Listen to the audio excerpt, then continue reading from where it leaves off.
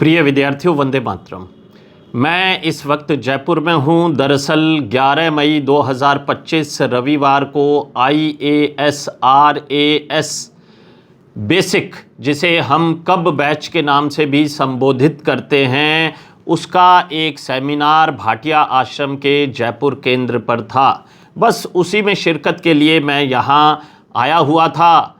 Seminar संपन्न हो चुका है, लेकिन अन्य आश्रम संबंधी कुछ दायित्वों का हम लोग निर्वहन करने के लिए यहाँ पर उपस्थित हैं।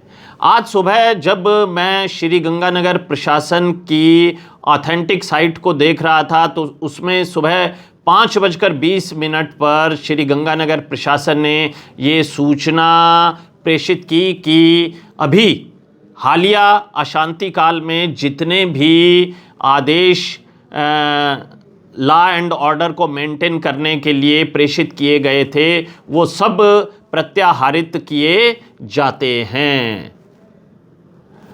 विद्यार्थियों, इस शांति की स्थापना में हमारी सेना ने बहुत ही अद्भुत भूमिका निभाई है, शौर्य का प्रदर्शन किया है।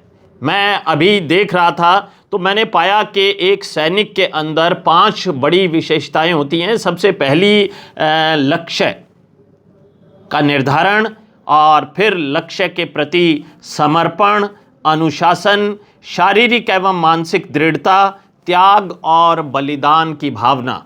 ठीक उसी प्रकार से एक विद्यार्थी के भीतर भी लक्ष्य के प्रति समर्पण होना चाहिए, उसे अनुशासित होना चाहिए, उसे शारीरिक और मानसिक दोनों रूपों से दृढ़ होना चाहिए तथा उसमें त्याग की भावना भी होनी चाहिए। तभी वो परीक्षा में सफलता हासिल कर सकता है।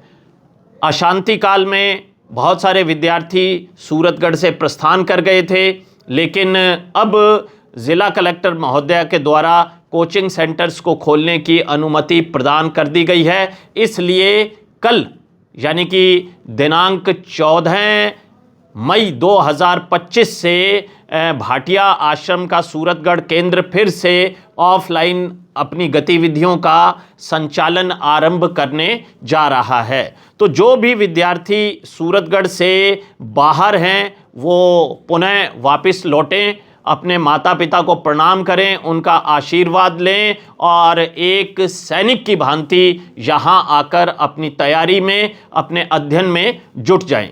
क्योंकि आगामी कुछ महीने, अगर मैं कहूँ कि पेपर्स के महीने हैं, अपने टारगेट को अचीव करने के महीने हैं, अपने लक्ष्य तक पहुंचने के महीने हैं, तो कोई अत्युक्ति नहीं होगी।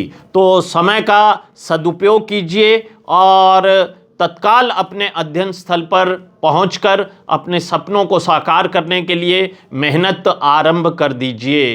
तो ढेर सारी शुभकामनाएं। भारतीय सेना को सैल्यूट। जय हिंद, जय भारत, जय राजस्थान।